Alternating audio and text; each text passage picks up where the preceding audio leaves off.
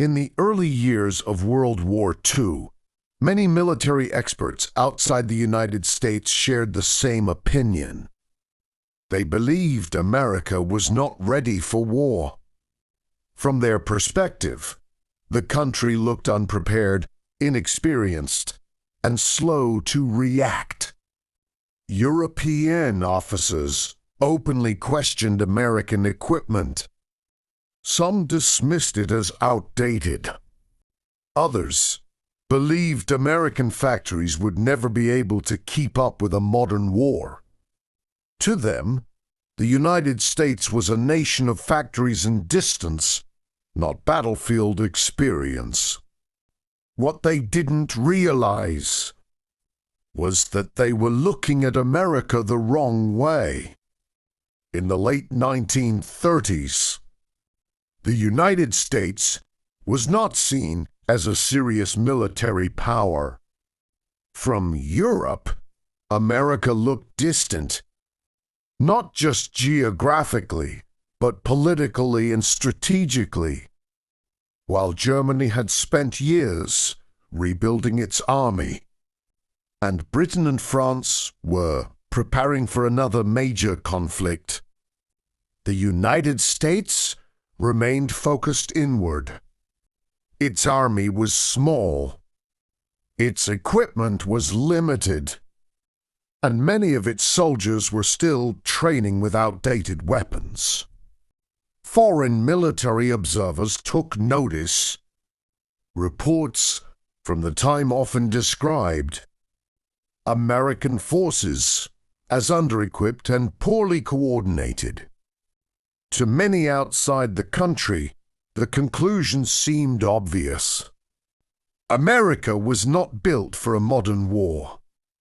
One of the biggest mistakes foreign powers made was assuming that America lacked military discipline. European officers often described American troops as inexperienced, too informal, too relaxed. They compared them to their own professional armies that had been shaped by decades of conflict. From the outside, American soldiers looked like civilians in uniform, not hardened veterans. What those observers failed to understand was that American military culture followed a different logic. It valued adaptability over tradition and initiative over rigid hierarchy. Another common belief was that American industry would be too slow to matter. Foreign analysts looked at the size of the country and assumed inefficiency. Factories spread across thousands of miles, long supply lines, complex logistics. In Europe, production was closer to the front lines, faster, more centralized.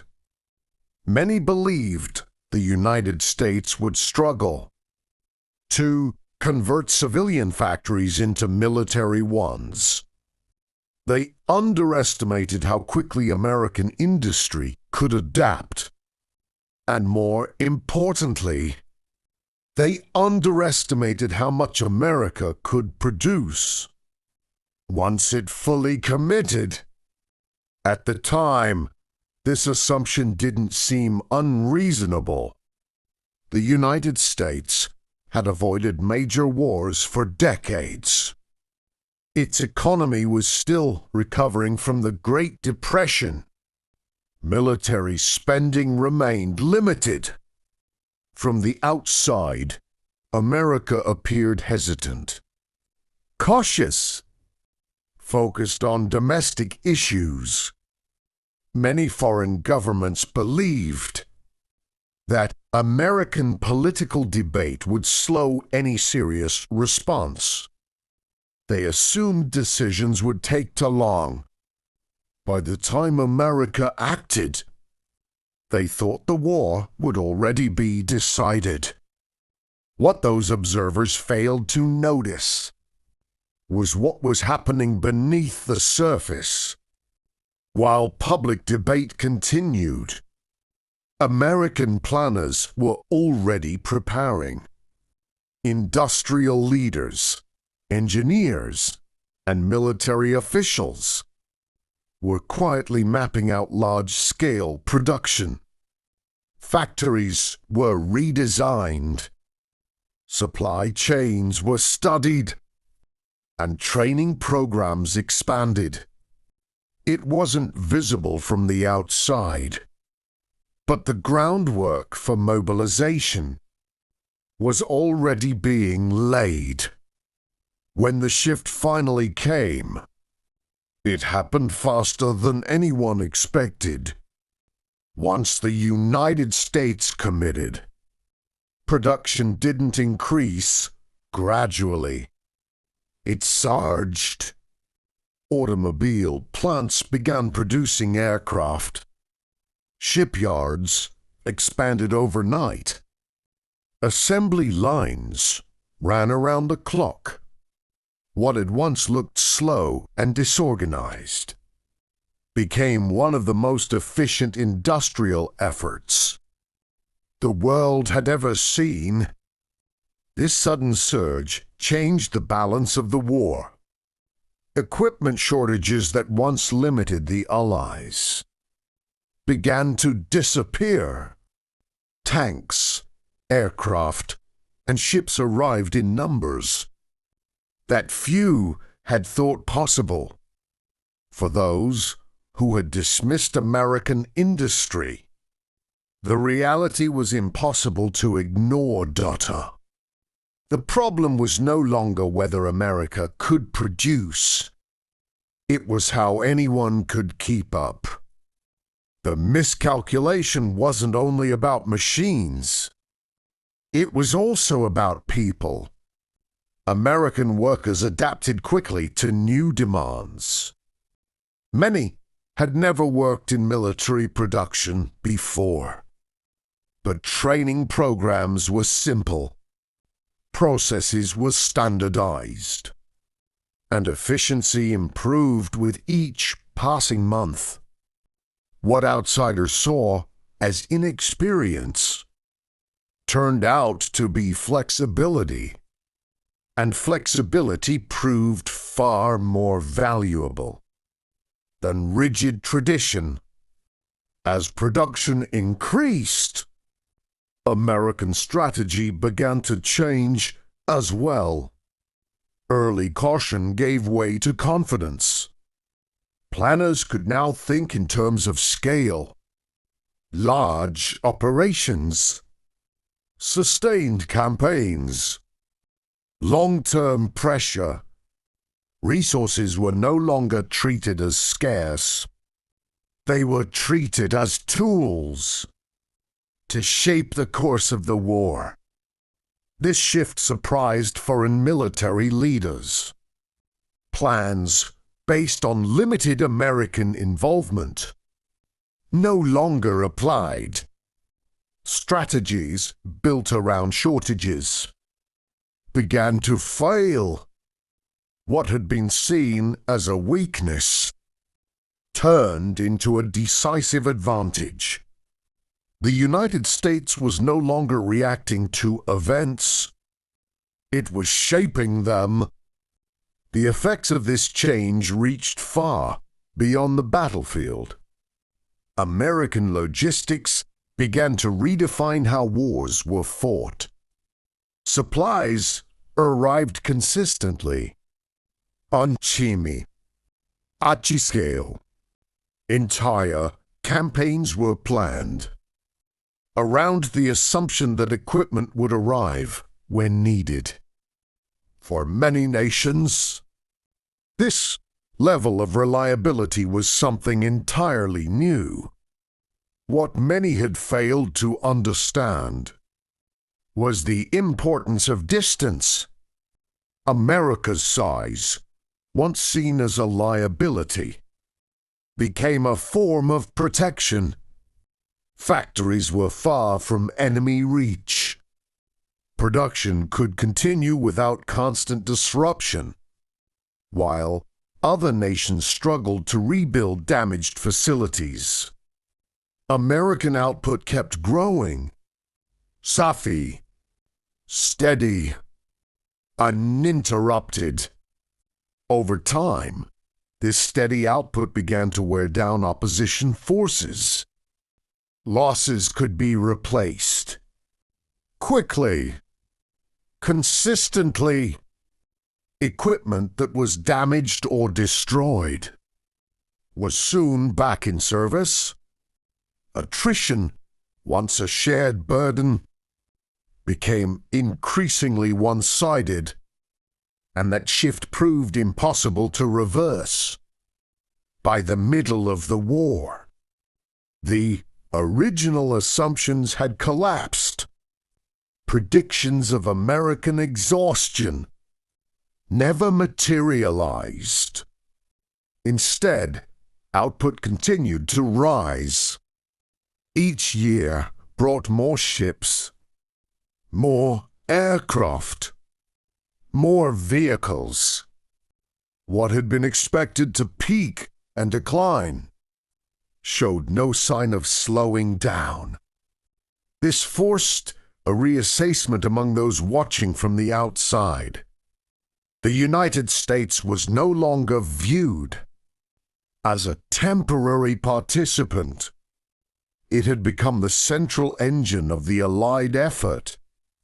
Decisions were now made with American capacity in mind. The question was no longer whether America could sustain the war. It was how long others could resist it, along with production and logistics. Training evolved just as quickly. Units that were once considered untested gained experience at an accelerated pace. Lessons were documented, shared, applied across entire forces. Mistakes were corrected faster than expected. What began as inexperience turned into institutional learning. This process created a cycle of improvement. Each operation informed the next. Equipment was refined. Tactics were adjusted, and coordination improved across branches. What mattered was not perfection at the start, but the ability to adapt under pressure. That ability became one of America's defining strengths. By the later stages of the war, the original narrative had fully reversed. The same qualities once criticized were now being studied. Flexibility, scale, speed of adaptation. What had looked unpolished at first proved resilient over time. And resilience, more than appearance, determined the outcome. In hindsight, the misjudgment seems clear. Observers focused on what America lacked at the beginning. They measured readiness by old standards. Experience, tradition, immédiate force. What they failed to measure was potential, and potential, once activated, changed everything. The assumption of weakness was never based on absence of power. It was based on unfamiliarity. America did not fight the way others expected. It did not mobilize the way Europe had. And because it looked different, it was misread. History would later show that difference was not a flaw. It was the advantage. That lesson would echo far beyond World War II. In the decades that followed, similar assumptions would be made again. Each time, observers focused on surface details, political debate, cultural differences, delayed responses, and each time they underestimated what could happen once America fully committed. The pattern was always the same. Initial hesitation was mistaken for inability. Debate was mistaken for weakness. And preparation was mistaken for delay. By the time those assumptions were corrected, the balance had already shifted. What seemed slow at first proved overwhelming in the end. This is why early judgments can be so dangerous. They capture a moment, but miss the direction of change. In America's case, outsiders focused on the starting line. They ignored momentum. And in modern warfare, momentum often matters more than initial strength. World War II offered a clear example of how perception can shape strategy. Decisions were made based on what seemed visible at the time. But visibility is not the same as reality. The difference between the two proved costly for those who misunderstood it. In the end, the story is not about surprise. It is about miscalculation, a failure to recognize how systems work under pressure, a failure to understand how quickly capacity can scale when resources, planning, and motivation align. That misunderstanding shaped decisions, and those decisions shaped history. The consequences of that miscalculation were felt long after the fighting ended. Post-war power structures shifted. Alliances were redefined. The United States emerged, not just as a participant, but as a central force in shaping the new world order. All of it rooted in assumptions that had once dismissed its potential. What makes this story worth remembering is not the outcome alone. It is the lesson behind it. Power is often misunderstood when it does not follow familiar patterns, and the most decisive strengths are often the least visible at first. For those watching from the outside, America's rise during the war seemed sudden, but it wasn't sudden at all. It was the result of preparation, coordination, and a capacity that had been quietly building over time. What looked like a weakness was simply strength, waiting to be activated. And that is why the early assessments failed. They assumed strength had to look familiar, to be real. They assumed power had to be visible, to exist.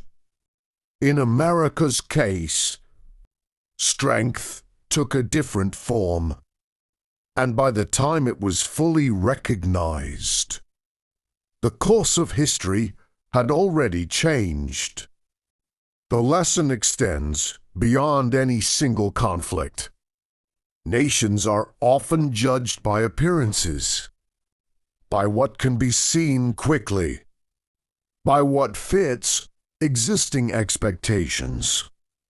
But history shows that true capacity is revealed over time, not at first glance, and those who rely only on surface judgments often pay the highest price. World War II stands as a reminder that patience and scale can outweigh early momentum. Quick victories may shape headlines, but sustained effort shapes outcomes. In America's case, the ability to endure and expand proved more decisive than any single battle or campaign. What began as doubt ended as recognition. The same nation once viewed as unprepared became the benchmark others measured themselves against. Not because it followed old rules, but because it rewrote them. And in doing so, it demonstrated a truth that history continues to repeat, Docker. Strength is not always loud at the beginning. Sometimes it grows quietly. It builds through systems, planning, and people working far from the spotlight. By the time it becomes impossible to ignore, the outcome is often already decided. That is why America was misjudged. Not because it lacked power, but because its power did not announce itself early. It took shape behind factory walls, across training grounds, and within systems designed to scale.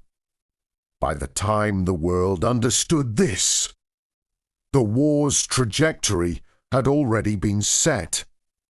And this is the danger of underestimation. It leads to decisions based on comfort, not reality. In World War II, those decisions were made early, and once they were exposed, there was no time left to correct them.